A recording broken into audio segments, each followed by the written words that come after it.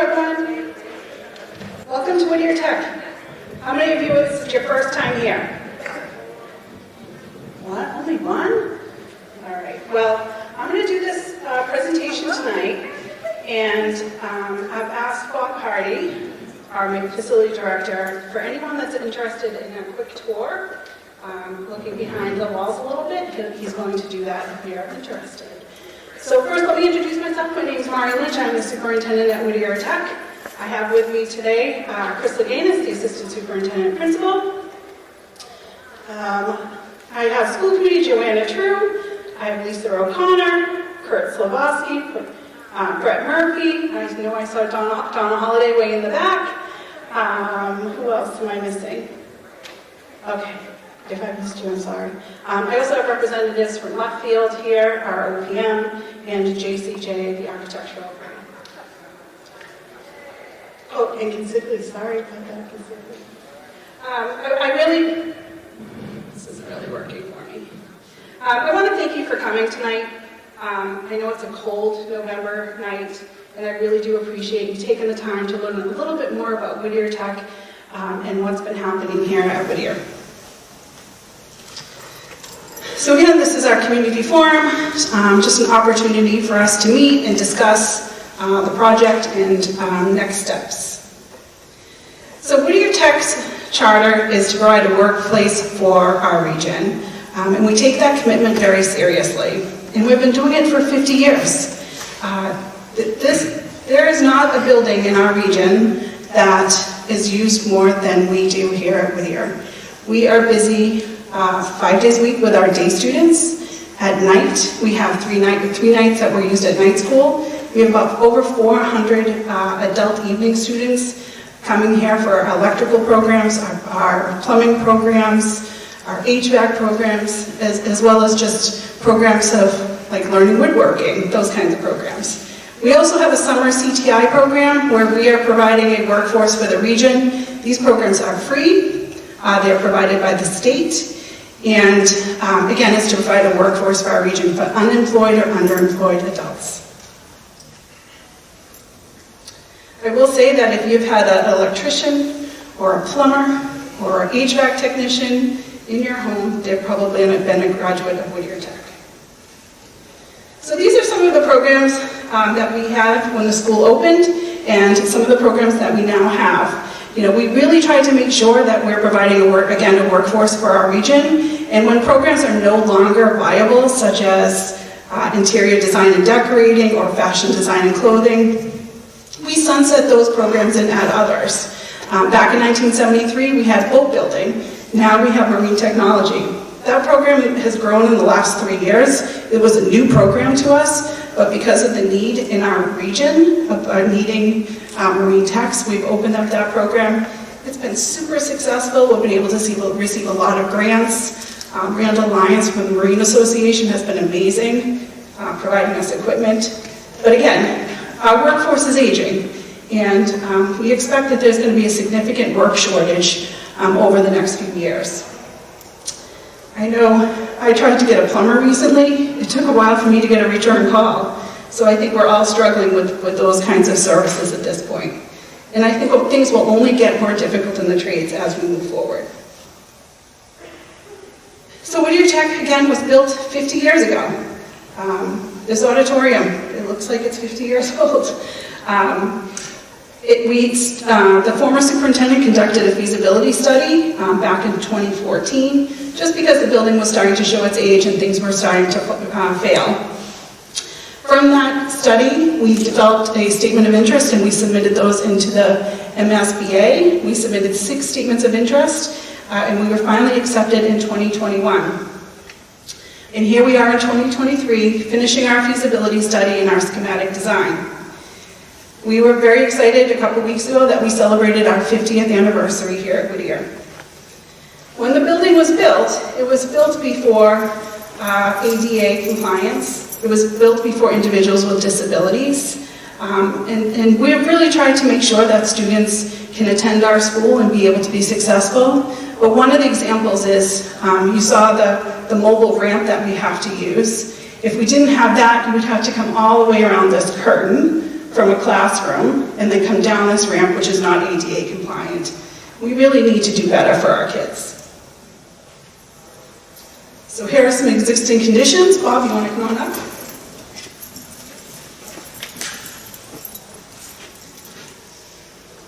Hey everyone, thank you for being here tonight. My name is Robert Hardy. I'm the Facilities Director at Whittier Tech.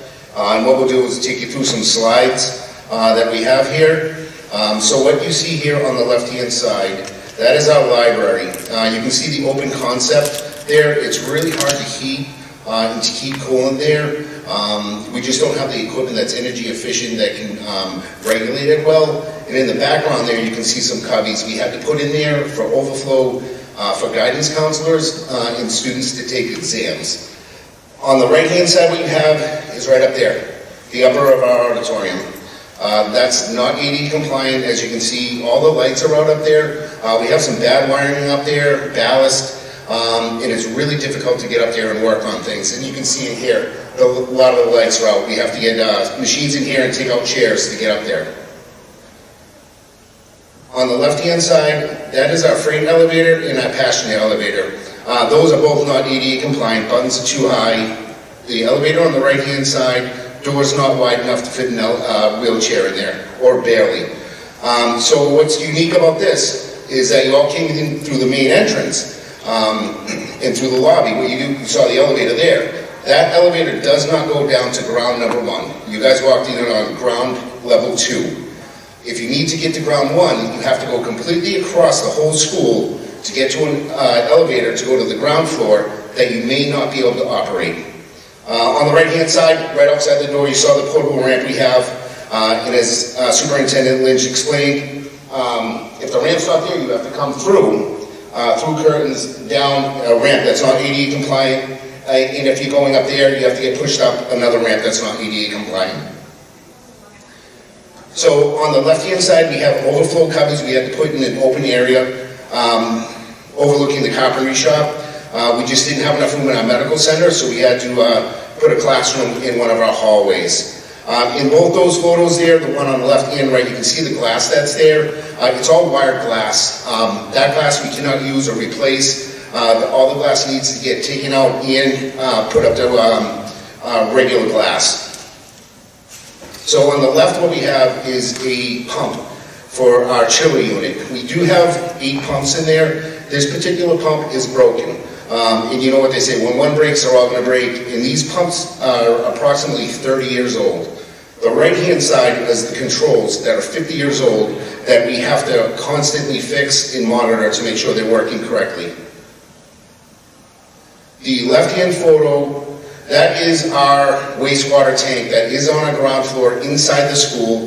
That tank is 50 years old. It needs to get replaced. It has 2 grinder pumps in there that grind everything up, and that pushes it through to our wastewater treatment plant.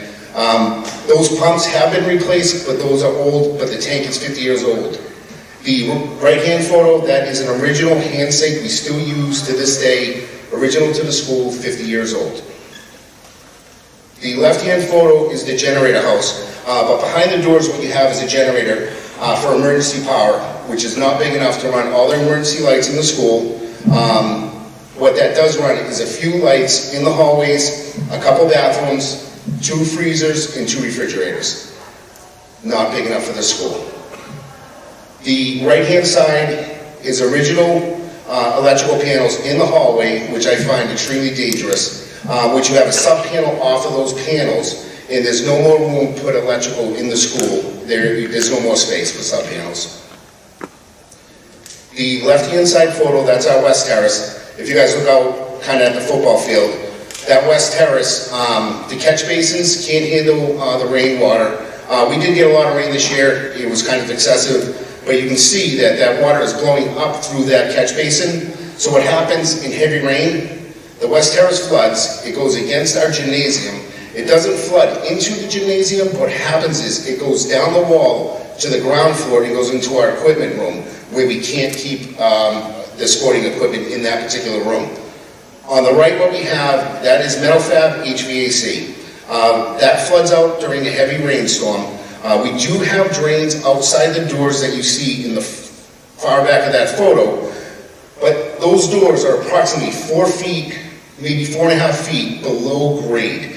So when it rains, it piles up, the catch basin out there can't handle the water, and it comes through the doors. The left-hand photo, I always say this, it's like the heartbeat of the school. That's the pneumatic compressor. That is 50 years old. So that compressor runs our univent heaters, our clocks, and our thermostats. So with that, you have hundreds and hundreds of rubber hoses that run through the school that are 50 years old. When these hoses break, and they break quite often, you have to find the break. If you can't find the break, that particular room with the rubber hose, the clock will stop working, the thermostat will stop working, the heat will not stop working, but the heat goes on full bore. It will not shut off unless I go to the room and manually shut it off by a breaker. In quite a few rooms in the school, I have to do that every day during the cooler temperatures. On the right, what we have is the French doors down at the Poets Inn. You can see in the photo there that the French doors are all rotted out. They all need to get replaced, and the brick is deteriorating, and it all needs to get redone. The left-hand photo is a pump station, what we have for groundwater down in the basement that is constantly running. We're getting tons of groundwater here. But what's a little scary about that photo is that is in a main electric room. That is in substation A. Water and electrical does not go well together. Dangerous situation. Right-hand side, that is our wastewater treatment plant. That is one of the tanks down there that is rotted out.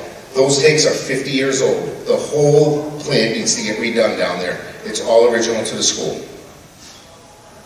Thank you, everyone.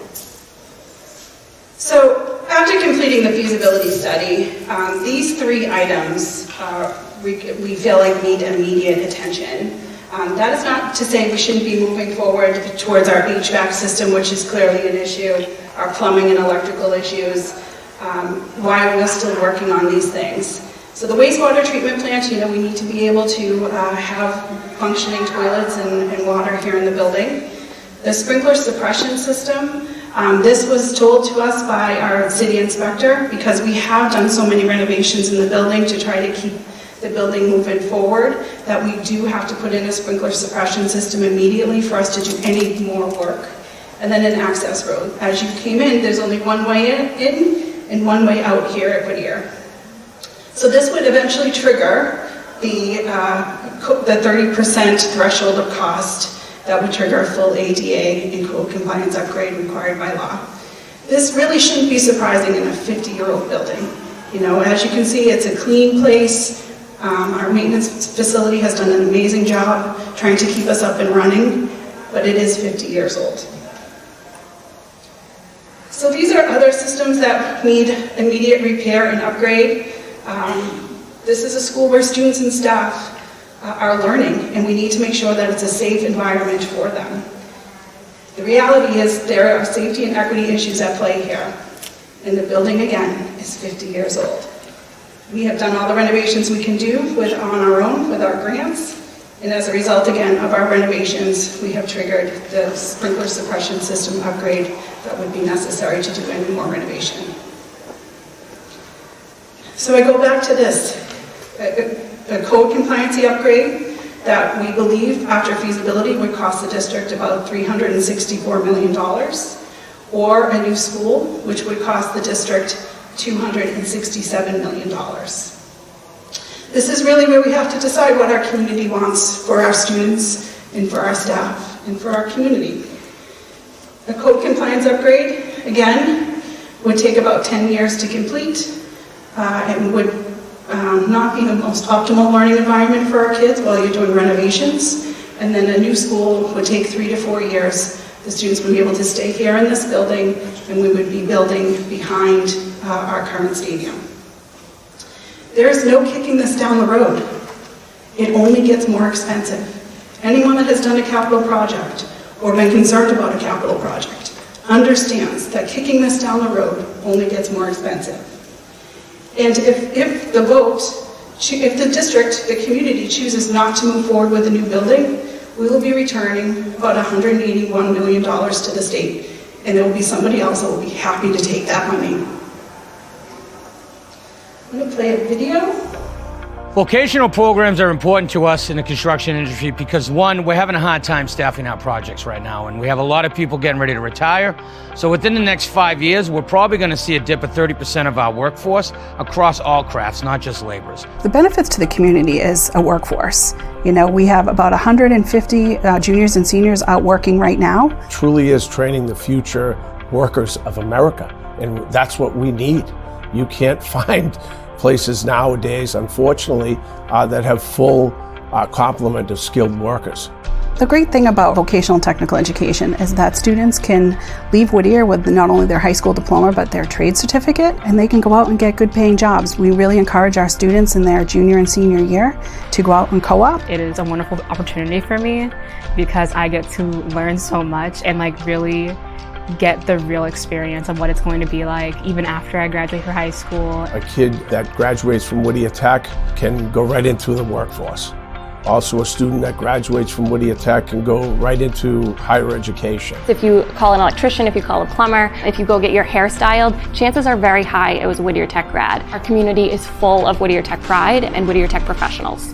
I've been in this building for over 20 years. It might look like it's a beautiful building because it is, but when you get into the bones of the building and the insides of the building, it's rough. It keeps me up at night. Recently, we lost electricity, we had flooding. I think it was about 2 weeks ago, we had a flood down in the basement. I was absolutely panicking. You know, I had to let the superintendent and the principal know, hey, we got a problem downstairs, and if I can't get this fixed, we might need to evacuate the school. Those things happen around here, and when those things happen, you can't have school. You can't give the kids the education they deserve. It definitely is showing its age. There's times where heat and air conditioning just don't work, which make it environments unfit for learning. I had a pipe burst over my locker, but it's okay. The students and the instructors and the administration are doing the best they can with the building we have currently, but vocational education is only going to continue to grow, and we need to grow with that. You cannot have Wi-Fi in this building. It just doesn't really work. So students aren't really being held to that 21st century technology standard. When you go, through the different systems of the codes and the fire codes and the emergency stuff, nothing is up to par. We've been told by the city inspector that we are not allowed to do any more projects or renovations in this building until we put in a sprinkler system. We are not compliant with ADA compliance at all, and that hurts our kids and that hurts our staff. If the community does not believe that we need a new building, my job is to make sure they understand that we have to do something. Not doing anything is not an option. So really, it's a new building, or we're going to have to bring this current building up to code. And from what we've learned from the feasibility study is that will be more expensive to the taxpayers in our district, with absolutely no reimbursement from the state. We've seen little renovations that we've done over the years, and it's to the limit. We can't renovate anymore. It's impossible to do that, and it just keeps falling apart. It needs to be redone, rebuilt. We need a new school. The numbers are clear. It will cost the taxpayers of our district much more money to go with a renovation of this building and bring everything up to code versus a new building. I feel like it's such an investment in our future because a lot of these students and graduates, when they come out, they're going to join the workforce in our community. They're either going to start their own businesses, work for existing businesses. The biggest thing I really want people to understand is that our kids deserve this. Our kids deserve to go to school in a quality building, that they're not concerned that there's no heat in their classroom or their classroom's too cold or that there's water. And these are some of the issues that our kids are dealing with right now, and it's not fair to them. We need to do better. So MSBA, part of the process is to look at 3 different things: a code upgrade, a renovation addition, or a new building. And we really spent a lot of time analyzing, looking at the data, looking at the numbers to make sure that we are making the right decision for our community. It was clear that constructing a new facility would be the optimal and most cost-effective solution for our community. So why was a new building chosen as a preferred option? MSBA does provide reimbursement for a new school. A new building will allow us to meet the vocational technical needs of our CTE programs, and it will take approximately 3 years to complete with minimum impact on student learning. The significant code upgrade that would be needed and required by law would be more expensive, and there would not be any reimbursement from the state. A code upgrade would not change the overall layout of the building, and a code upgrade would take approximately 10 years to complete, have a large impact on student learning, and a large potential increase in cost. Again, the building is 50 years old. So project schedule summary, the district is anticipating a district vote on January 23rd, 2024. We would take 3 years to complete the building. We would be looking at the first school year 28-29 starting in the new building. And again, if we did a code upgrade, we can push that back another, it would be 10 years, 2034. So project budget and tax impact.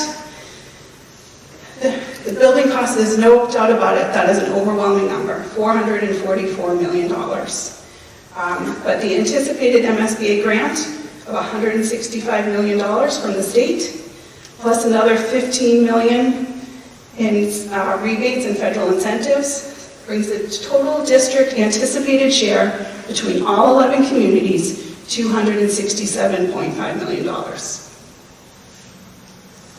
So Whittier Tech's regional agreement. How are the capital costs based on, are sent out to our communities? They're based on school-age children in each city and town, grades 1 through 12. As a result of this agreement, the capital costs are spread relatively evenly in all 11 cities and towns. No one town has a significantly larger burden of a capital investment than any other. And everyone in all of our 11 cities and towns benefit from the workforce that Whittier Tech provides, regardless of how many students are enrolled here at Whittier. So what would the tax impact be? For the average home value in the Whittier Tech district, which is $625,000, the average tax impact would be $244 a year. To see your impact in your city or town and what you think your house is assessed for, you can go to our website, which is listing there, buildingthefutureofwhittier.org.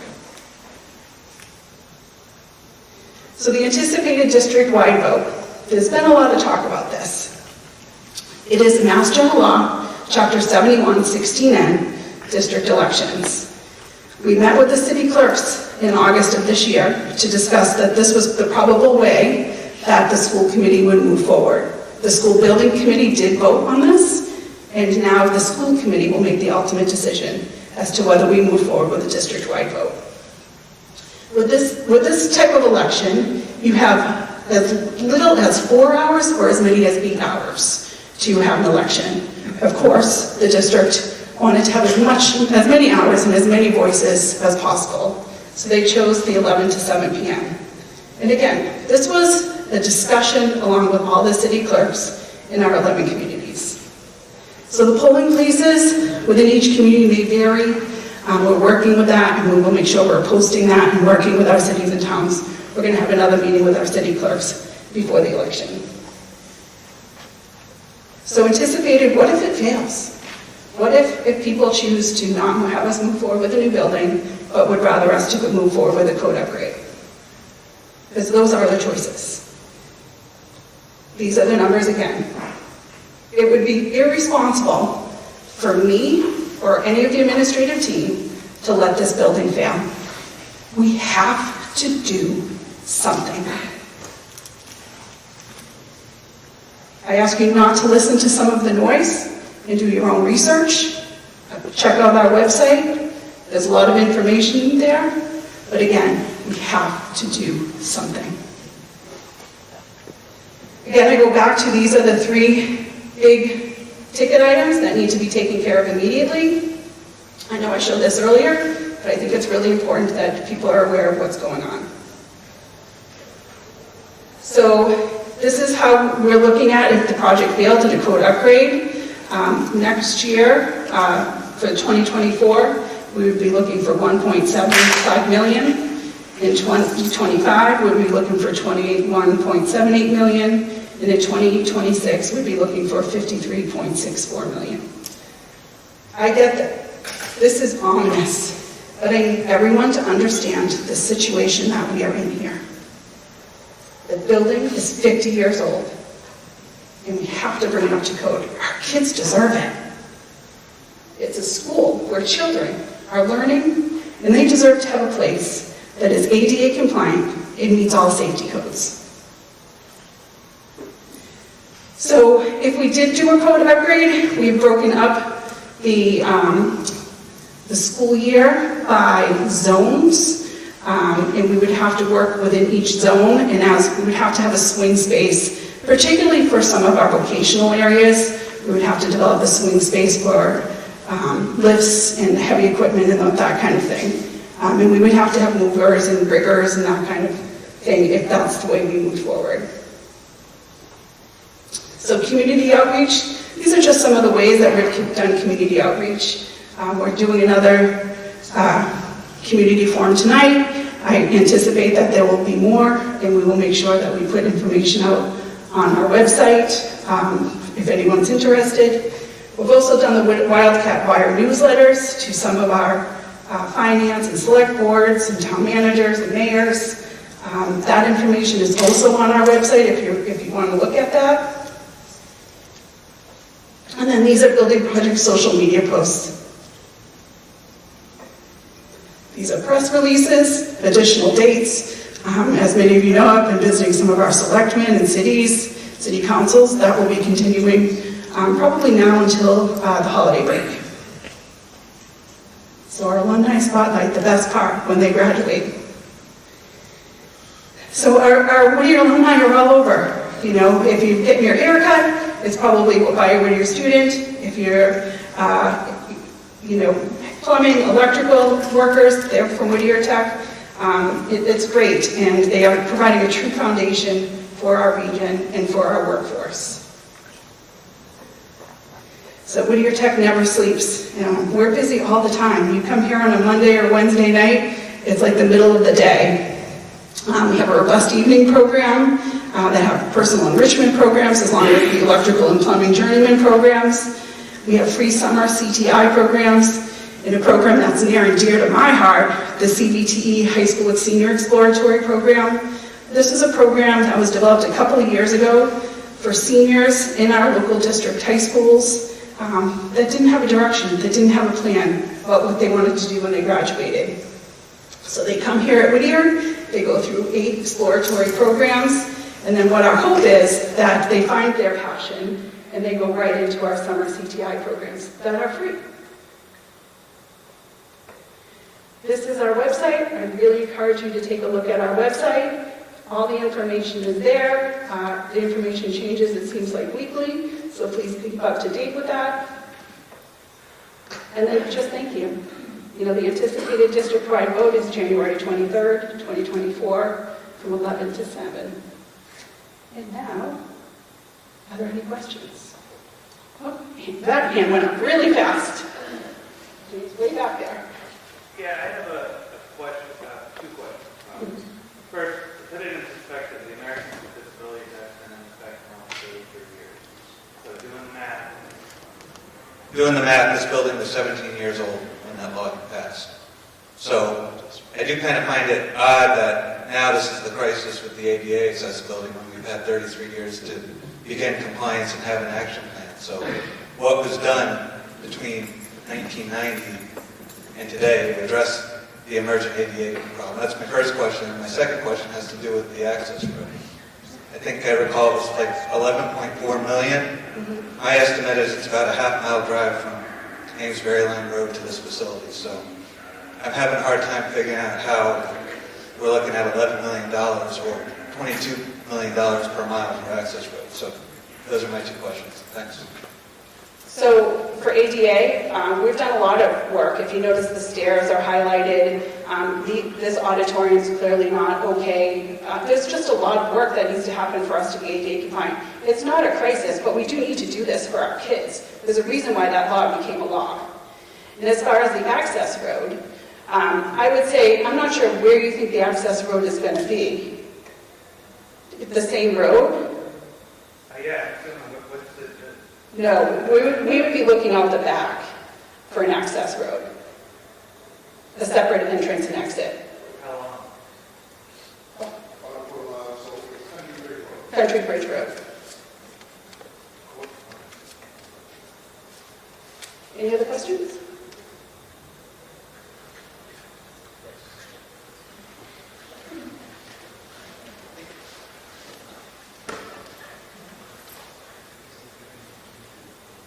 Sandra Gold from Amesbury. Over 50% of the project costs have been deemed ineligible by the MSBA. Can you talk about what's included in those costs? Sure. So some of those costs, I had the sheet with me. I meant to bring it with me. Some of it is the actual square footage is $960 a square foot. Right now we're getting reimbursed about $560 a square foot. So that's a big part of it. A lot of it is site work. Let me think. Some of it is flooring, abatement, those kinds of things. There's a form I can show you and you can see clearly what was not reimbursable.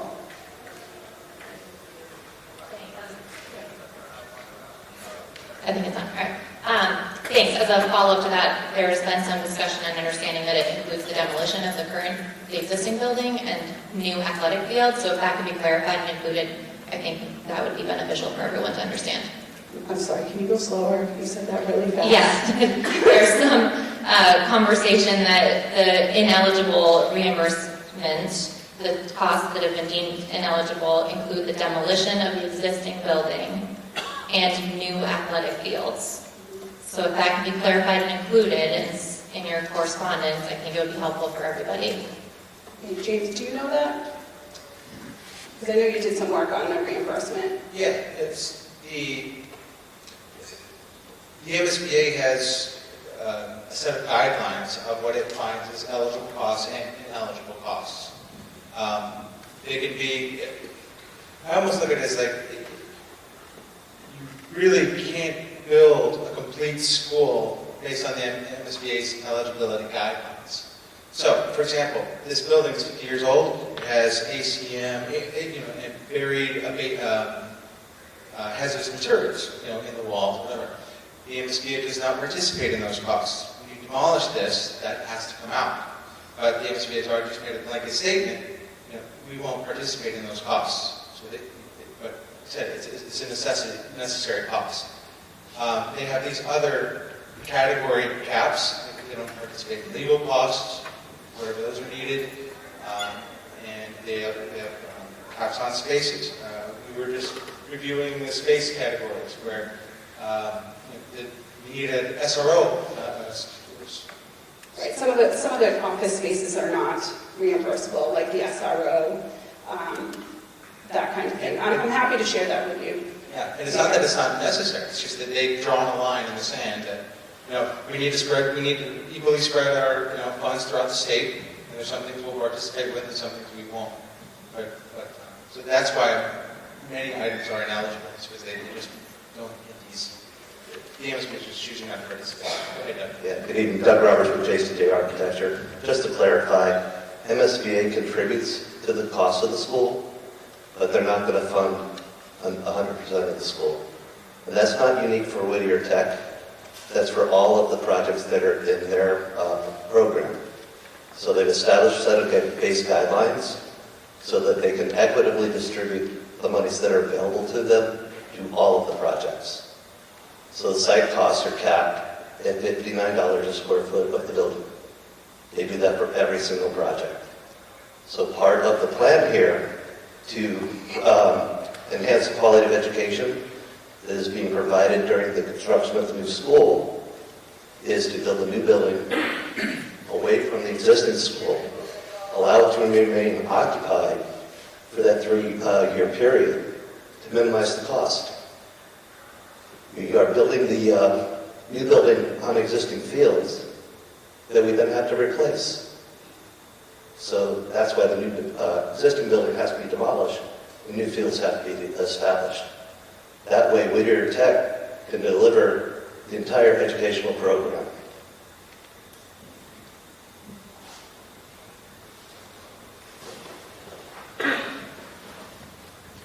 I live in Merrimack, Mass, Ed Davis.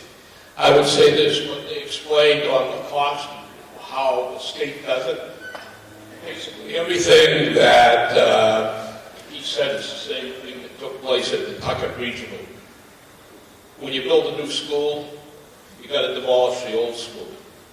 Because the old school, new school, was built on the football field. So you got to build new football fields. You got to build, you just did everything over. And that's what took place for the Pawtucket district. If Triton builds a new school, which I hear they're talking about, they're going to do the same thing. It's the same for every city and town that wants to rebuild the school. I'm not sure what took place. I know Avery just did a new school for, I think it's a grammar school down there. And I'm not sure how that worked. But I know You have the mayor right next to you. I know. I recognize her coming in. But I'm sure they were all done similarly. So yeah, when you want to build a new school and the new education, that includes all the extracurricular activities that take place in the school. I mean, I understand it. Maybe I don't like it, but I understand it. Well, and again, Whittier serves 11 cities and towns. We would hope that 11 cities and towns would make use of our facility. This is being built for everyone. This is being built for our community. Well, if it's built, I guess I should say.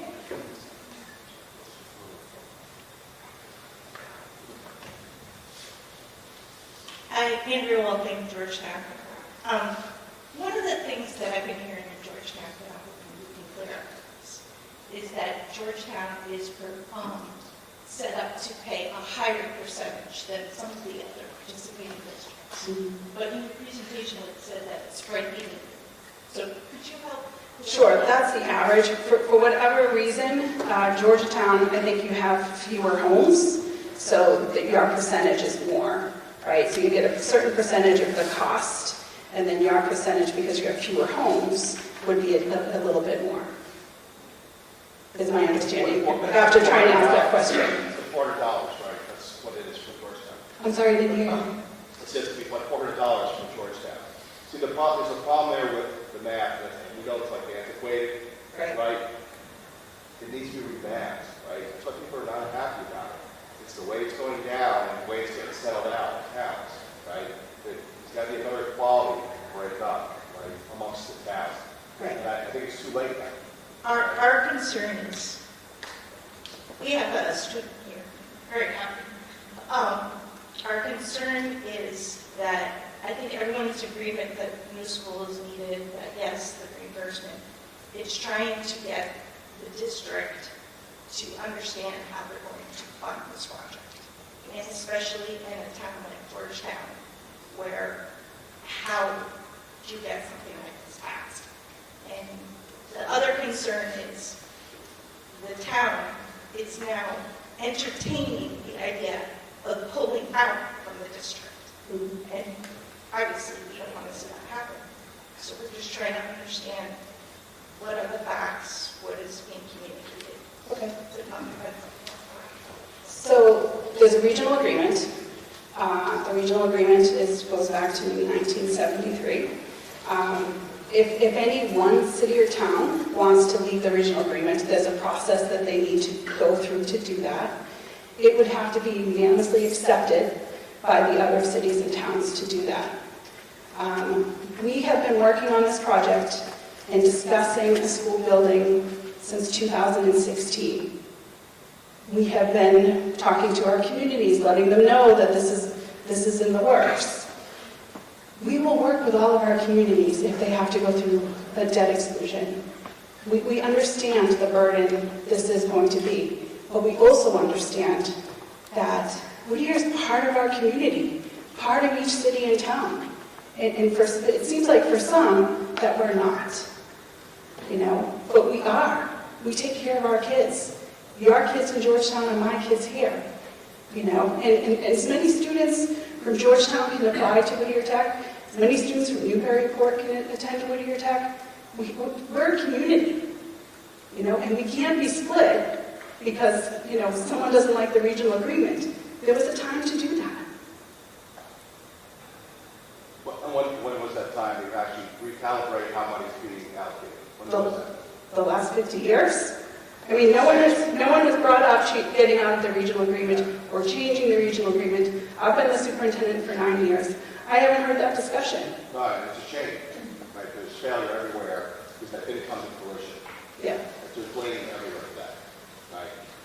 That's unfortunate. I mean, we can see why it is what's going on now. Now we're on. But I will say, when I look at the numbers, the capital investment of a new building is spread out evenly through all of our 11 communities, or relatively, right? It's not perfectly even, but it's relatively even.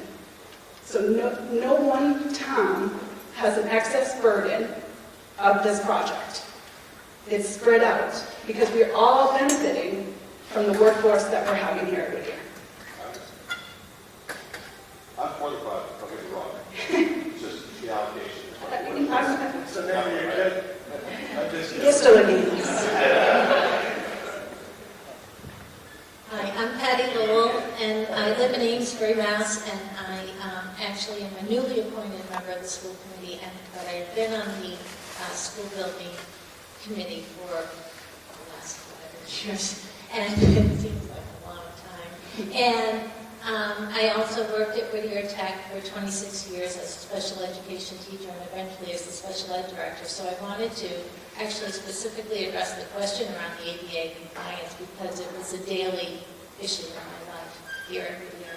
And we worked really hard. It was amazing to work in a building like this because when I had a student who came in who needed accommodations, especially around the physical accommodations to get around this building, I was able to go to different vocational areas and say, I have a little person coming in this year, and I know he wants to go into CAD drafting, and I need a table and chairs for him to be able to access the curriculum. Is there any, carpentry, can you guys work with me? I could go to maintenance and say, I have a student coming in with a wheelchair, and he's got equipment that I need to have accessible to him right in the lobby area, in the main office. What can we do for him? I could accommodate individually as I needed to, as best as I could, but it really wasn't the way it should be. I don't know if you noticed in the pictures, the CTI summer program, my nephew, who's in a wheelchair, was in that program this summer. And he came here, and it was life-changing for him, but it was difficult. Getting into the building, if anybody walks down that wheelchair ramp, even if you're an able-bodied person, you're taking your life in your hands, especially on a snowy or wintry day. The concrete is broken up, it's difficult. He had to come into this auditorium for something, and one of the workers had to help him, because this is not ADA compliant. We're not going to rebuild one auditorium in this whole building, to try to fix that. We're going to look to fix the building so that no matter where the students go, whether it's on ground floor 1 or ground floor 2 or up on the 4th floor, or in the case of an emergency, that they can access the building and get around equitably and fairly. So it was always an issue, and we were always addressing it, but this building project really fixes it, and it's not going to continue to be a case-by-case basis.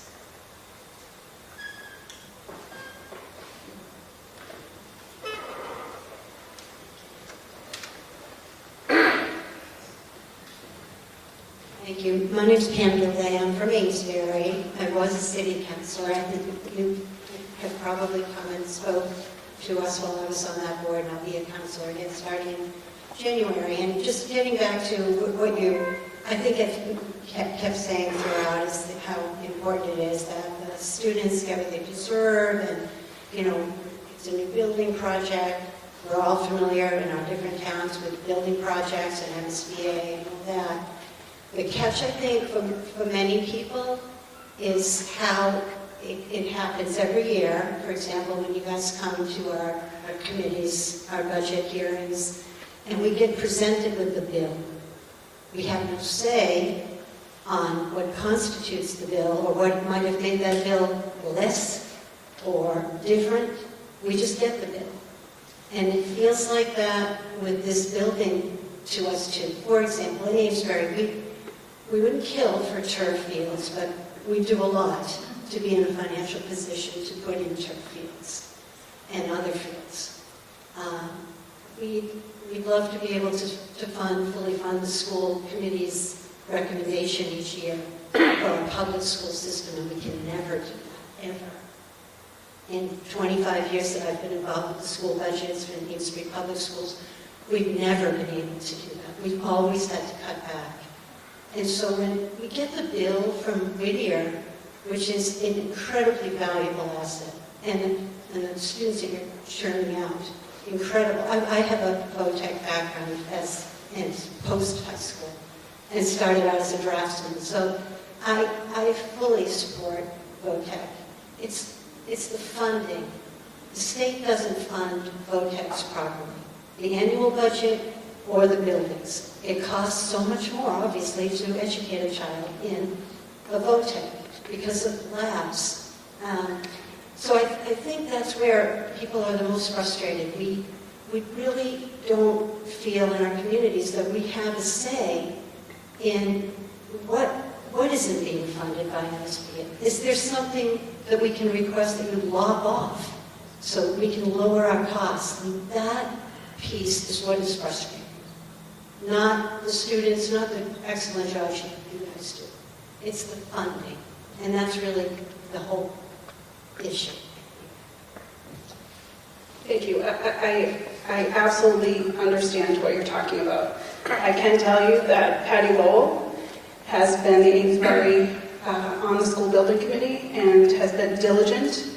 I can also tell you when we started this project and started looking at it, I wanted to build a building so that we could accept every student that applies and that we could just move forward and not be talking about admissions policies. Because the value of vocational education, we should be able to give it to everyone. So when we talked about the building, we looked at making the building larger. I said 2,200. DESE and MSBA told me no way. We did end up settling on 1,400. When I thought about 1,400 and how that would hurt some of our community high schools that are really under-enrolled, and Amesbury being one of them, to be honest, I thought that I can't hurt my community high schools by this building project. That's not the right thing to do for our community. And so that's why we stayed at 1,280, we same-sized, thinking about what the impact would be on our community. It's not just Amesbury. This whole district, pretty much, except for Haverhill, school-age children population is decreasing. So that was, part of our mindset. I'll tell you that you do have you have two representatives from Amesbury for the city. You have Patty Lowell and you have Sandy Kozlowski, or Coppinger. You have two reps. They are part of every meeting. I don't think either one has missed a meeting. So they are being your advocate. I'll also say we go after grants really hard. We go after capital grants, especially equipment grants. That's the thing too. If we do end up getting a new school, that equipment is coming with us because it's basically brand new. Why would we throw that out? It's taxpayer money, right? So those are some of the things that we're trying to do to kind of keep the cost down to our community.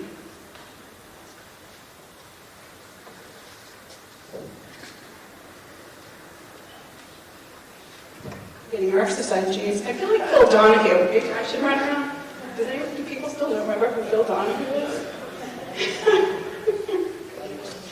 I know me. Hi, I'm Brian Callahan, Newburyport. I'm actually on the school committee in Newburyport. You bring up a lot of your points. But first, I want to say nobody here doesn't think that this building needs to be at least fixed.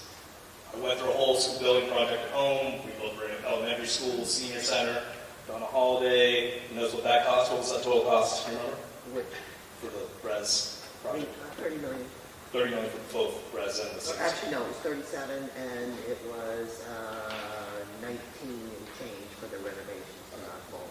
So, and again, that was back in 11. So, right. times change. Gladly voted for the debt exclusion, couldn't wait to have it. My kid was in the horrible building, the old Resident Elementary. I guess my question is, we have 29 kids from Newburyport here. I know some of them. A friend of Nate's whose daughter goes here, she loves it. How do I sit on the school committee board, and when we're in budget cycle, tell them, no, you know what, we can't ask our own city council for more money because we're going to get a $30 million bill. That's $1 million per student. As it is right now, you said that the costs are pretty much split, and that might be true in terms of taxes, or the 264, whatever that number is in the assessment. But we give $611,000 to Whittier. That's $22,000 per kid. That's double what we actually pay for our own children to go to our school. So what's your elevator pitch? How I can justify that at all? Well, I think Whittier Tech doesn't determine what the ability to pay is in Newburyport for your assessment per student, if you're talking about student assessment. I'm saying you can give us an assessment of $611,000, which equals $22,000 per kid Right. year. That's Right. double what we pay for every child in our Kara, the business manager, you want to explain this? This is really set up by the state. Sure. The state has something called the foundation formula, and it comes up with the per pupil expenditure as a minimum. And Whittier Tech's minimum is $19,000, and it's significantly higher than the minimum in most school districts. And that is kind of a combination of several things, but if you were to go to the foundation enrollment, it has different rates for different things. It has additional monies for low-income students. It has a whole column for vocational education. And the other piece of the whole funding formula is that it's made up of two components. One component is Chapter 70, which is the money that comes from the state. The other component is each community has a minimum contribution that they have to pay. This district is looked at to be relatively wealthy. I know that most people who live in the district are going to say, that's crazy, we don't feel that way. But they are. They do. And what I've been seeing, for the most part, is, and throughout all school districts, not just Whittier, the Chapter 70 amount has been going down, and the minimum contribution has been going up, because there is this opinion or study or whatever they do at the Department of Elementary and Secondary Education that determines this community can pay more than the state needs to pay. So the per pupil is very different, every community, because the state looks at lots of factors. Property value is one of them, what they perceive as your ability to pay. They take like the income and the earnings as part of how they calculate every year their rates. They take them from tax returns that are filed with the state of Massachusetts that your citizens, file. And in fact, there was an interesting thing that happened in Merrimack last year, and I want to cite this, because we went down one student, and yet the minimum assessment for one less student in Merrimack went up. And I did a little bit of studying on that. It went up significantly, and I did some studying on that, and it appeared that their taxable income from one year to the next went up $100 million. I don't know how that happened. There was a theory that somebody sold a business, but that bumped Merrimack's minimum assessment, and therefore their per pupil, way up, even though they were down one student. So when I reach out to the town managers, I say, well, you're even, you're up, you're down, but I never know what the state's going to do, because the formula is 5 Excel pages long. Nobody really understands it, but it factors in a lot of different things. And so most of that is beyond our control, because it's been determined by the state. I know it's probably not a specific answer, but that's kind of how I understand it to be. And I can add to that. What I noticed in that question is that we're mixing a little bit of dollars per year versus this 30 million. So, we have, you said 29 students, and $30 million, but it's not $30 million for 29 students every year. It's $1 million a year for 30 years for 29 kids. But it's not 29 kids, it's 1,400. It's 29 kids this year, but for the life is 30, for 34 years. And that's, The debt service is $2 million a year. that's what? Every year. The debt service will be $2 million a year every year. Never mind the fact that we may not even be able to bond it in the first place. So, there's no mechanism set up for the project. So one day we're going to get a bill for $30 million and no way to pay it. Well, So yes, I understand, and that's what I'm hearing in our communities. And I appreciate it. I just want to know, how do you tell all of the people, especially the city councils and town managers for those places, how do you, you're saying, hey, we're all together, and that's wonderful. If there's no way to get $30 million, where do you get $30 million? Meanwhile, our own high school has had a leaky roof for at least as long as I've been on the school committee, if not longer. Never got the MSBA for it, and now we just have to suffer through it. And then we're going to sit here and say, oh, okay, kids with no science lab and a leaky roof. Maybe It's not right. Here. Oh, you can't, because they can't accept that many more kids. So you can't go. It's not right. It's not right that kids have leaky roofs. And I also understand in every city and town that I've met with, in Newburyport, I think it's 2 roofs that you need. I think in Ipswich, it's a safety building. Everyone else has other priorities, and I understand that. But we have been talking about this since 2016, trying to get our communities to understand this real need that we have. And here we are, and we have to do something. So we can argue about new building code upgrade, but we have to do something. We have to.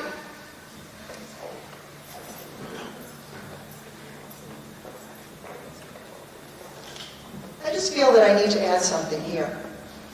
The cost of this new building is $264 million. If every community had the cash, it would be $264 million.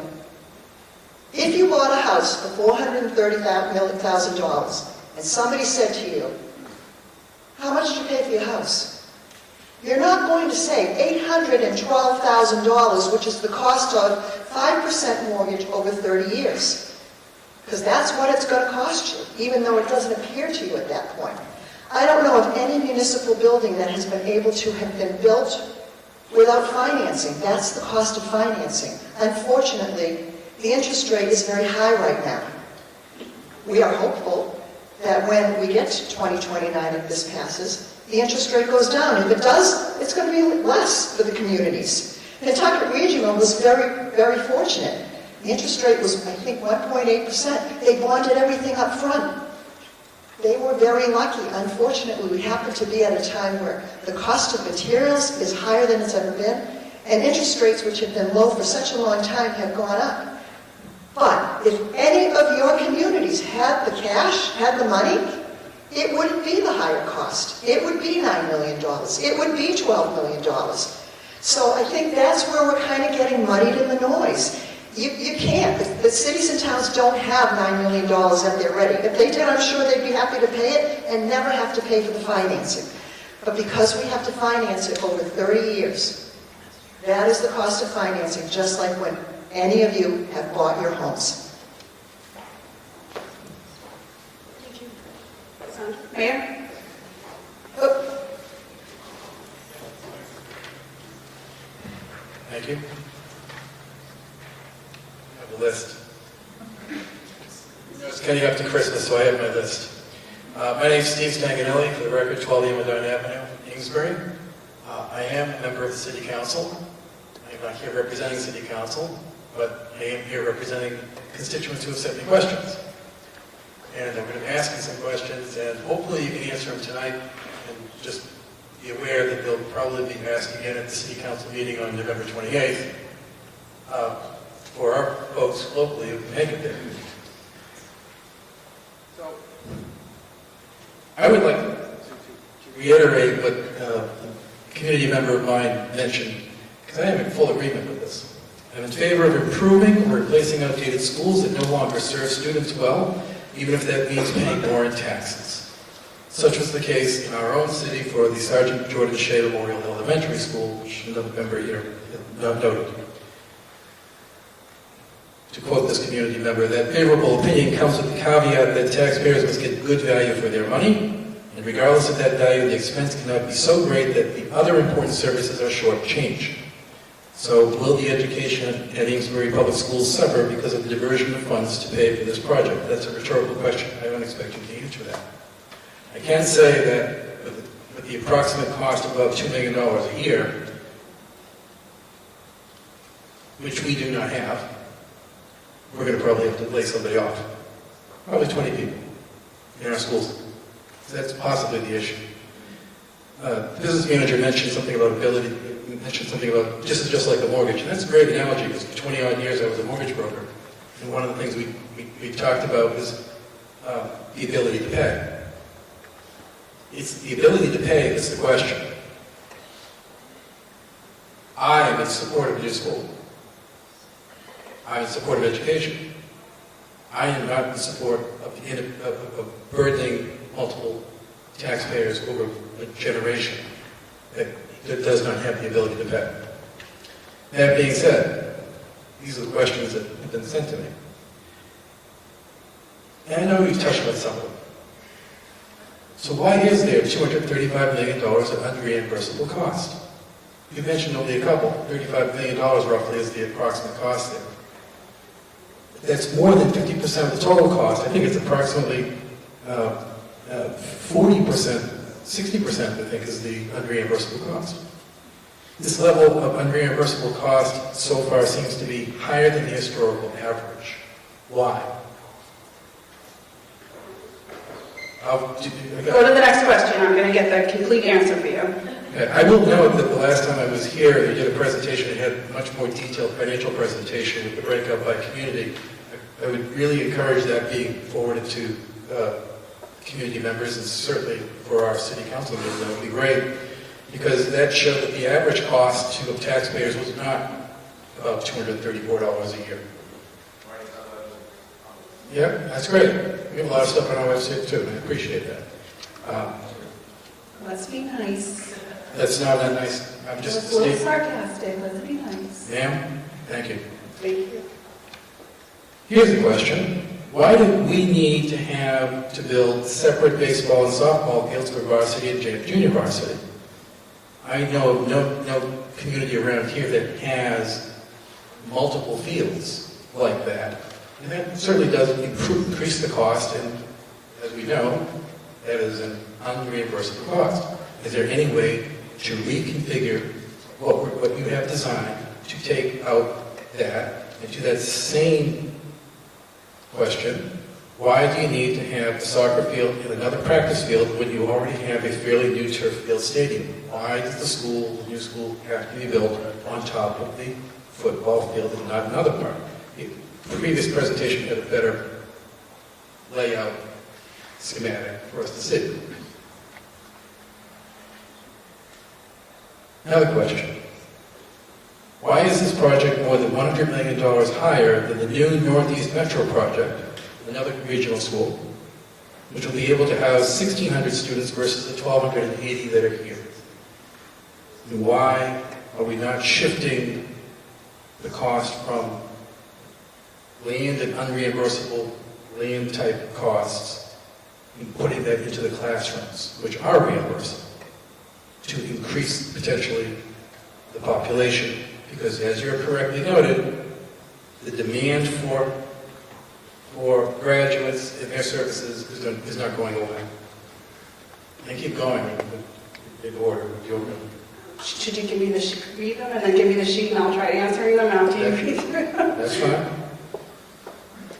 The other part of that question when it comes to Northeast Metro, the school size at Northeast Metro is about the same size. But again, we're paying $100 million more. And in a previous slide of the previous presentation, you mentioned that the cost of construction has not really gone up that much.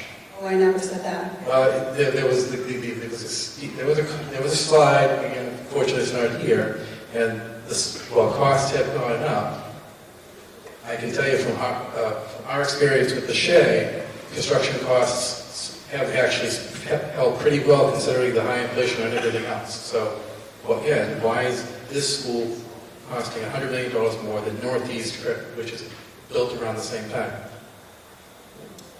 You've mentioned multiple times here at this presentation and a previous presentation that you can't continue to operate because of code violations. Is that, again, question from the constituent here, is that informal kind of a warning by the compliance inspectors or not, I guess? I know we can clearly see that there are no ramps and things like that. I get that. But another EDA compliance issue. No sprinklers, we see that. But do they actually give you some kind of written warning of some sort? The sprinkler system, yes. Just the sprinkler system? The sprinkler system, yes.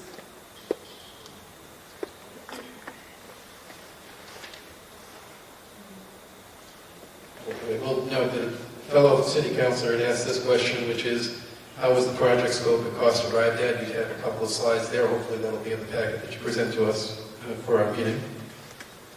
But his follow-up to that was, can lesser essential items be modified, reduced, or eliminated prior to the vote? I anticipate that the answer to that question will be no, because this has already gone through the design phase, and MSBA has already approved everything. Right. So how much flexibility do we have, I guess, is his question. There's not much, but I know some of you, you don't know me, but we have really tried to be conservative through this whole process. It may not look like it with a $444 million building, but there are not a lot of bells and whistles with this. We are really just trying to build a building that will last another 50 years for the vocational trade areas and be flexible in that time, because the trades need to be adjusted as well with green energies and those kinds of things. Okay. Onward to my other questions here. How are you planning to bond this? You obviously have an option to take the bond and take all the money up front. You can take the bond in some kind of stages. Obviously, you're not going to take money until money is potentially needed. First year, I believe there was a slide in a previous presentation that the cost of cities and towns is pretty much zero. For the first year, yes. And it starts to kick in and ramps up pretty steeply. So are you planning on pulling all the money all at once? No. Yeah. No, we're going to kind of keep our eye on the interest rates and hope that they go down. Okay.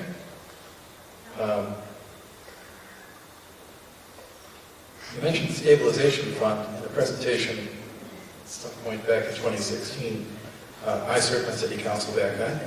The previous mayor never presented any idea of the stabilization fund to us. But my question would be, even if we had been offered that by our previous chief executive, how would we have been able to fund it without any sort of estimate? You didn't fund it. No, I didn't say, how would we be able to fund it if we didn't know what the estimated amount was? To fund it to put a building? I guess I'm not sure about what your question is. I served on the board of my condo that I own, and we have reserve reports that are done that say to replace all of these items over the next 20 years, you need to put X dollars away. And we do. That's what we do, and that increases the condo fee. Here, I don't know of any documentation that's ever provided by our former mayor that said, you need to put X thousands, X millions, X hundreds of thousands of dollars a year for the next 5-6 years. So how would we have been able to do that?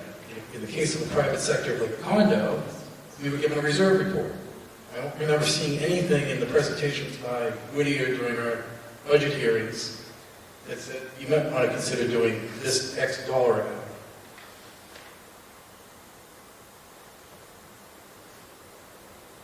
Now, I know you're not the clerk who deals with voting, but I guess the question would be, does the law that requires this 11 a.m. to 7 p.m. voting, does it allow for early voting or absentee voting? I'm under the impression that we are not allowed early voting, but I'm not sure about absentee voting. Absentee, yes. And I guess my final question, you mentioned the regional compact, and I'm not sure if everyone's familiar with the regional compact, drafted 50 years ago. Basically it has a poison pill, which is you can get out. Sort of like Hotel California. You can always check out, but you can never leave. You can move. You have to get everybody to agree for you to leave. But even if you do leave, my understanding is you're still stuck with the pill. It's Responsible for the capital, yes.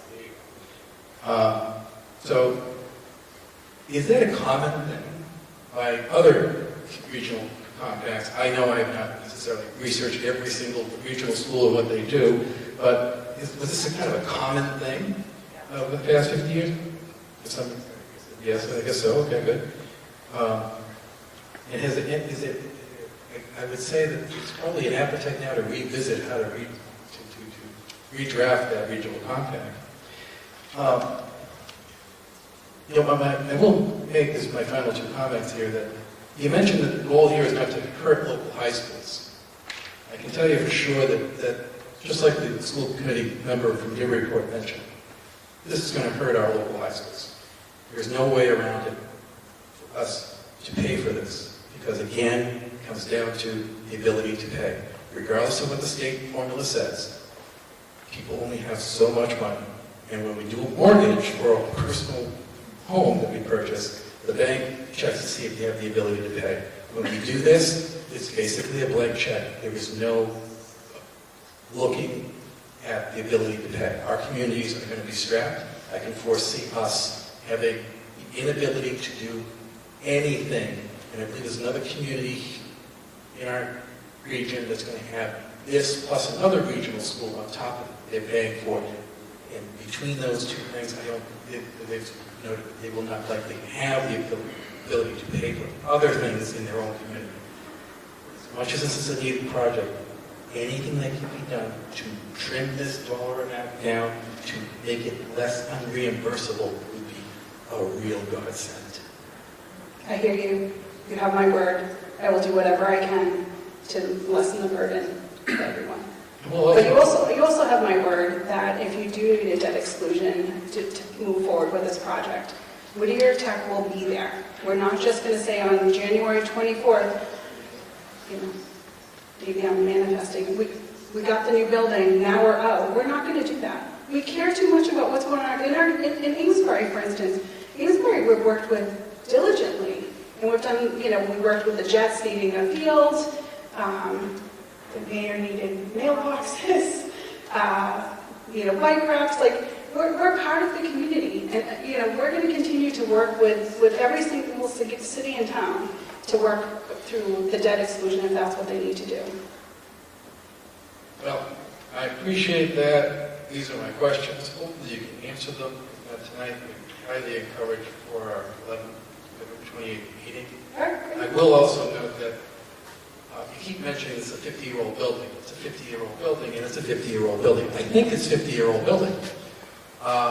If we replaced everything at 50 years old, that hit 50 years old, I think my wife would have gotten rid of me by now.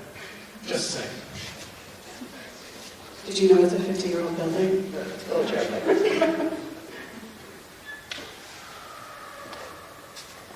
Thank you. I'm the Havel representative, Dick Early. I want to welcome the new elected mayor, Havel. These numbers are staggering. I've been on this board for 22, 23 years. And I remember Mayor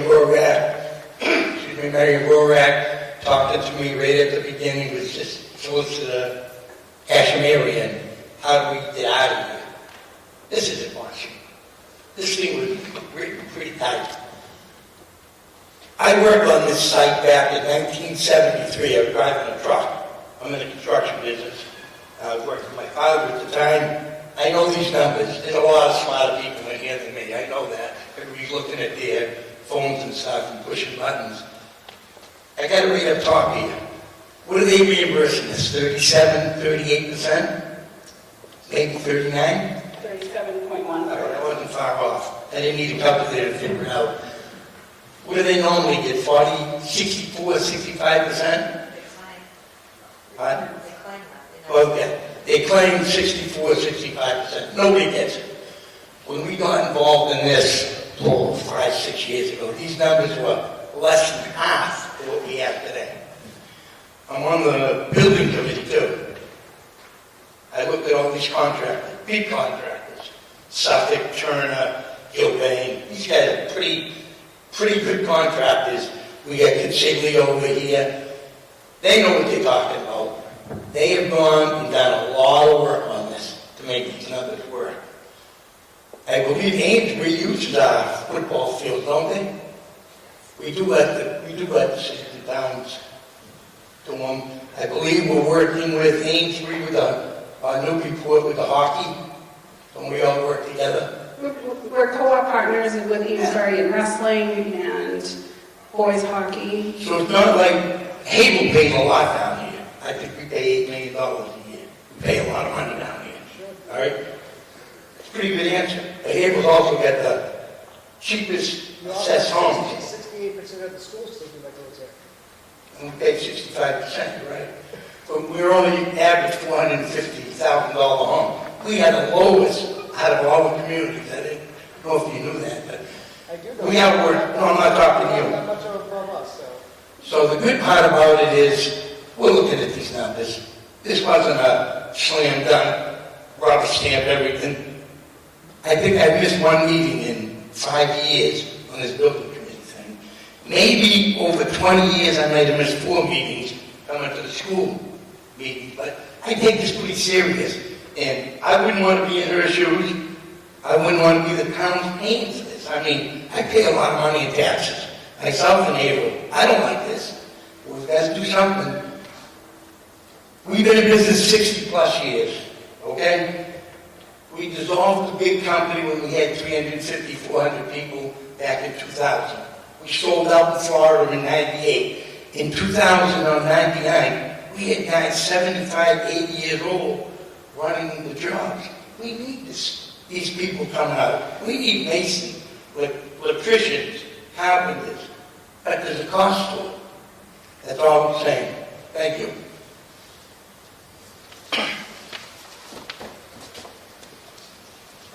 Hello, Michael Colvin, Salisbury Selectman. With Maureen, we have talked, she lives in my town. Brian brings up really good points. We're 4%.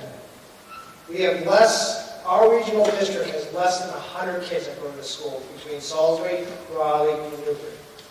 We're paying $19,000 a year for the students here. We pay about $15,000 to go to our regional high school. Yes, we are going to have to build a high school because unfortunately the state continues to make the same mistake constantly, building schools at the same exact time, and then they're not funding them. This school was funded originally by the state, 100%. Bush started, getting ready to turn 100 years old. He was on the original school board committee when this building was formed. He is not in support at all, and is lobbying in the town of Salisbury. He's one of the biggest voices in the town of Salisbury against this project. Because 68% of the school, as Desi said last year, is from Havel. Desi, years ago, forced Whittier school system, the school system, all technical school systems, because our test scores are so low, to recalculate how they allow students into the school system. And my school sit on the hazardous mitigation team for Salisbury. We have a lot of vulnerable kids in Salisbury. To sit there and act like other communities are not, we're all rich. No, we're not all rich.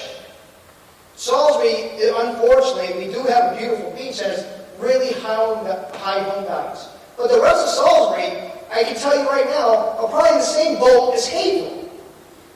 So it's an unfair system that Desi has created in the system. MSBA, an unfair system. So, it's very frustrating because in the trades, I am in the trades, been in the trades for 30 years. I'm looking for masons all the time because that's what I do for a living. I don't see anyone coming in Salisbury, any kids graduating from masonry in Whittier. So that's, a lot of our towns are really concerned because we have to go back to our citizens and say, we have 1,000 kids in Triton, and we might not be able to fix their family school, but we pay $19,000 a year for Whittier, and we have to pay for their school. So a lot of people in Salisbury don't support this project because we feel like it's a private school that we're not in. And I think that a lot of the misinformation that's going on upsets me. I've talked to Maureen about this many times. But a lot of the misconception is, because unfortunately there's a breakdown since 2016 of information. I have only sat on for a year and a half of the Board of Selectmen. I never heard about this project. There was no one from the building committee. No one did anything to inform us. And I think that's a major problem. When I lose one of the oldest person in the town of Salisbury with one of the biggest voices is now against this project, how do I go to the people as one of the selectmen, knowing that come January, yes, we don't have to cut right away, but we have to come up with a plan to cut because our citizens rely on us to do that. So how do we do this when I lost the #1 guy that used to be the biggest supporter that fought for the school because of how this process has happened? Is that the same person that wrote the letter to the editor? Yes. Okay, so I would love to address that. I'm not sure what testing he's talking about. There's not a test to get into Whittier Tech. And in fact, our admissions policy has really kind of flipped in the last 3 years. It really is about the interview and the recommendation from a guidance counselor. So if a student wants a vocational education, they can get it. And I'm going to say I'm very passionate about this because I want every kid that wants to come to Whittier to be able to come to Whittier. So there's an opportunity in 8th grade, there's an opportunity halfway through the 9th grade, there's an opportunity in the 10th grade, there's an opportunity in the 11th grade, and there's an opportunity in the 12th grade. So any student that wants a vocational education here at Whittier can get one. I understand that, but that's not, as a sitting selectman, that's not one of the, I was at flag football down at the elementary school. About 30 parents came up to me and said their kids have tried and didn't get in. And then we also have other parents that come up to me and say, I can't control that. I can just tell you, you have my word. If a student wants a vocational education here at Whittier Tech, if they don't get it the first time, there are plenty of other opportunities. And if they want it, we'll make sure that they have it. We'll work with their parents, we'll work with their guidance counselors, we'll make sure it happens. as you know, I'll hold you to that. Good. Yeah.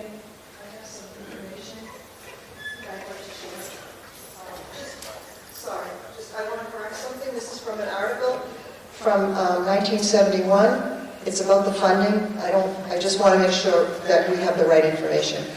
Of the $14,300,000 required for constructing and equipping the school, 15% of the cost will be paid through federal and state grants. The school district will bond $12 million, and of that amount, 65% of the principal, or $7,800,000, will be paid for by the state in 20 payments over a period of 20 years. The communities will share the remaining 35% of the principal and all of the $7,560,000 interest cost, a total of $11,760,000. So while the state and feds did put in a lot of money, it was not totally funded by the state. Thank you, Karen. One other thing I just want to tell you, on the admissions, I'm a big guy on the admissions. One of the biggest problems is that 7 or 8 years ago, we had a principal named Mr. Scully. He lives in Salisbury. Okay, I'm going to tell you what I asked him. Do me a favor, can you clarify this with the guidance department in Constantino School before he was superintendent? I went up there and talked to him. When a guidance counselor gives a kid a good that never got in trouble, that kid should got a 20, not a 10. So when these kids apply here, the guidance department of the sending schools or communities are the ones that put that paperwork into the computer. Am I correct? They're the ones that are putting these kids in here or not putting them in here. And Mr. Scully put the fear of God into the guidance department, and then when he was superintendent, he went even better. He told them all, look at this serious. If the kid's never been in trouble, you give them an excellent. You don't give them a good. Excellent is 20 points, and good is 10. It's not fair to the kid. I understand your point on that one, but unfortunately, I have to take the accounts of what my residents are telling me. But that's what happens. Okay, well, That's what really happened. I was told you guys were very low on your test scores, the state came in and it enforced you in this way. And I also, another woman that sits on the select board works very heavily in the school system, and she also does not like the way the process is. It should be a lottery. Because a lot of people in the smaller communities don't feel it's being a fair process. I'm just telling you the information. It's something that you guys have to work on that information. Again, I'll work with any student that truly wants a vocational education. Truly. I think they're walking over. Sure, good meeting. You gotta talk about it. Thank you. I want to go back to the language in the regional agreement and the distribution of the capital costs. There were comments earlier about the time to address that was in the last 50 years and that the distribution is equitable. I don't know how we can call it equitable, and we've looked at the numbers, the municipal leaders are comparing them, and the cost per student, the cost per district, the percentages, it really is not equitable, and again, the reality of our need to pay and the other services that would be on the chopping block are very real. I appreciate that you saying we'll be there with you if you need a debt exclusion, but you're not going to pay the bill that pays for the debt exclusion, and that's the real problem, is the ability for our taxpayers to pay that bill, and they may not pass. And so if they don't pass, that's where we're making cuts to our local services. So that is, again, very real for us. And this building may not pass either, and that's very real to us too. Understand. Because no matter what, we have to do something. Sure. So I'll sidebar my other comments about the contract then for the regional agreement. You, in your presentation, spoke confidently about the fact that there would be no reimbursement if you pursued the code compliance and longer-term project. Can you explain your confidence in the fact that there would be no other supplemental funding for that? No MSBA emergency? MSBA does not do code upgrades. That is very clear as day. And if Yeah, they do. Your classrooms don't fit the standard that they want. That's correct, right? But you could reconfigure them, because in 82 you do reconfigure them in the same model. And they do roofs, and they do, so. We don't need a roof. That's not our priority. Yeah. We need one. We'll send it over to you. Agreed. Okay. But the other comment I had about the regional agreement was just that, and maybe you can clarify this, because I think there's probably a variety of interpretations of the language, but there is a clause in there for amendments, and that the participating communities can pursue amendments really at any time, and that the distribution of the capital costs based on the school age population in your community is actually evaluated on an annual basis. So although we're getting a 30-year projection of our debt obligation, that will change. And so Could have less although students, but you could have more. but it's not based on students, it's based on the student age population. So although it's likely none of us are getting out before we incur some expense, the way that's distributed and agreed upon in the contract could always be and is still very ripe for revisiting. Of course. Every city and town would have to agree with that and move forward with that.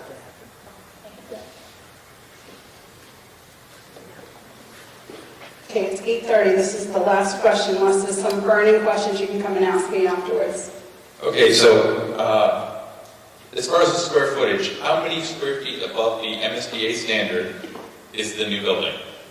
Spoiler alert, Whitfield, Northeast Metro Tech is only 6,000. So what's this building going to be? I'll have to get back to you. I can tell you, actually, it's 49,995 square feet. Okay. With a superintendent's office of 2,400 square feet. Yeah. A yoga studio for 3,000 square feet and various other things that are above and beyond the MSBA standard. How can you ask the communities to pay for something that's above the MSBA standard when people aren't going to be able to pay for their medication, their taxes? Oh, that's not a fair question. No, it's the truth, though. Is it not the truth? You're going to bankrupt the towns. I'm not. I am totally for the school, but within reason. Okay. It doesn't look like anything was cut here. From your blue sky presentation, what got cut besides the bus facility? Doug, do you want to talk about the administrative office for me? Wakefield is, I think our office is 300 square feet. I can send you the plans if you like. There's no reason for sarcasm. It's not, no, it's not sarcasm. It is sarcasm, and I'm How is it rude? I'm sorry. I'm not trying to be rude at all. I'm just trying to say we need to give something that will pass to the community. Because I don't want you to have to do code upgrades. Go ahead. To address the square footage again, Yes. off the top of my head, don't have the space summary template in front of me to review, but the number that I believe that you quoted was for the total area, not just the superintendent's office. So we'll be happy to go through line by line, offline, what those areas are, so we can address your question. But I think the public needs to know that, so they can make a decision. I think the public needs to know that, so we can make a decision based on that. Again, It is on your website, by the way. It's on the website and through all the community forums and the public meetings that we've held. We have gone through the space summary template, oh God, maybe 4 months ago? Was anything cut? Yes, there have been reductions. So we went from 375, right? And now we're back up to 380. I don't know what the current square footage is. 381. So it increased. It didn't decrease. No, it's not 390, it was 381. It was 390 at one point. It was. Went down, it went back up. So understand the evolution of a design project like this as, I'll say, theoretical areas that you work with, and then you start applying the reality of what the exterior wall thicknesses are, column bays, chase space for mechanical ductwork. You have to make the building work. It will grow, it will shrink, and that's what you're highlighting in your commentary. But it's like 50,000 square feet too big. That's your opinion. No, that's MSBA's opinion. No, what you have to do is look at the detail of the educational program, reconcile that against what MSBA has their standard, because each program is unique to the district. But it has a standard for vocational though. So it's not like I'm following the standard for high school. Excuse me? It has a standard for vocational education. So It has a minimum standard, that's correct. So each program is different. So you have to look at the educational program that's been defined by the district and what the space needs are for that. So there's alignment. And we've gone back and forth with MSBA to arrive at where we are today. Because they too look at and scrutinize what are the size of the projects and what are the costs. And we're just approved by the board. We had the project funding agreement and facility assessment subcommittee this week. MSBA recommended approval of this project. And just one quick question, because I'm sure you know the answer. Does the MSBA pay for code upgrades if you make the classrooms to their standard square foot? MSBA will pay the... or base repair, excuse me. Yeah, base repair. Code upgrades, which is what that number is, 365. It's base repair code upgrade. It's not just a code upgrade. Will they pay for that? Well, part of the base code, base repair code, you don't alter walls, right? So what MSBA is looking at is, do the existing facilities meet the current space standards, which they don't, right, to deliver the program in the educational specification. But could you, so in A 2.1 and A 2.2, you did alter walls and they did pay for it. All you had was an auditorium. Could you have done that to make it work so that you could have done a minimum amount and still gotten the grant? Maybe it would have been 8. The grant's formulaic, right? What MSBA will contribute is based on formulas that they establish. So you couldn't make a renovation work here that they would give a grant if you moved walls around? They would contribute to it. Yeah, it has to meet the educational needs, but... Yeah, so you could have made it work if to a renovation if you moved walls around, correct? Okay. We looked at that. Well, no, there was a renovation addition. Renovation addition. No. I'm talking about just Base renovation. code repair does not meet the educational program defined for the next 50 years for Whittier Tech? So the answer is no. The base code repair does not meet that standard. But if you put something in between base code repair and renovation addition, just a renovation, you could have made it work with the MSBA. Renovation addition was also more expensive. I'm saying I'm going to say it the third time. Just a renovation, MSBA would have paid money towards it, correct? They would have. Yes, thank with you. the addition. No, to just meet the renovation. No, you have to meet the educational program. You could have moved walls around. That's what I'm saying, in A2. No, you can't. You won't meet the space somewhere. But you did it in A2.1 and A2.2. In the same third floor. We can go through. No, the addition is only auditorium. I'm talking about the classrooms. We can go through that, the details of what we did previously. It was determined by the school building committee. It didn't meet their needs. It didn't meet the space program's needs. It didn't meet the needs of the district. So the decision was to move forward with a new scheme to minimize the cost to the community as well as the overall cost of the project. What is being proposed is the most cost-effective and efficient solution for Whittier Tech to achieve the educational program that they defined. Have you looked at Northeast Metro Tech and what they did? Not in detail, no. Could you? Sure. Because I think the reality is this might not pass, and it needs to. So you guys might need to go back to the MSBA. You have 10 days to tell them why it failed and what you're going to do to alleviate it, right? And they probably won't let you go for another shot. You'll probably have to go through another statement of interest, which would be really bad. But we'll set this project back. Big time. So probably, who knows what will happen. But at that point, you might need to try to present something that's a little more reasonable for the community. And I'm totally for it. I'm not trying to be rude. If I was rude, I apologize. Appreciate it. Yeah, just put that as a comment that Northeast Regional Metro Tech has 16 vocational areas, and we have 24. And it was done 3 years ago, as far as the numbers go. There's a million, they're not apples to apples. You know, we're happy to discuss. But they have 1,600 kids. It's not apple to apple. Different programs, different space, different needs that you have to do for land. Mike, you're the last person tonight. Thank you. Thank you, Marty. Michael Young. Whether you're on the side of a new school or on the side of a rebuild, I just want to reiterate what business manager Kara Cosmos said, that you shouldn't fault Whittier Tech for your assessment report or your assessment Amesbury or Salisbury. That's a very complex mathematical equation that comes from the state. Okay? There's a lot that goes into that calculation. And it seems on face value that only 2% of the students come from Newburyport, but they're going to be asked to pay 11.5% of the bill. Well, that wasn't Whittier just arbitrarily saying that's what you're going to get stuck with Newburyport. That calculation comes from a very complex system that in many respects it's difficult to understand and it's difficult to present, because they base it on the affluence of your community, and they base it on a whole host of factors. And so we can be upset about that, but it didn't come from Whittier. It came from the state who calculated that for your community, and that's how they arrived at that figure. So whether you want to spend the $446 million for a new build, or only 300 and some odd million for it, you're still going to be assessed at that percentage, because that's how it's calculated for your community. So I think you need to decide, do you want a new school, or do you want one that has a Band-Aid on it? But either way, that percentage is what you're going to pay, because that's been calculated already by the state. Thanks, Mike. So, first of all, thank you. I want to continue the conversation. We really would like to have as much input as we possibly can as we move forward.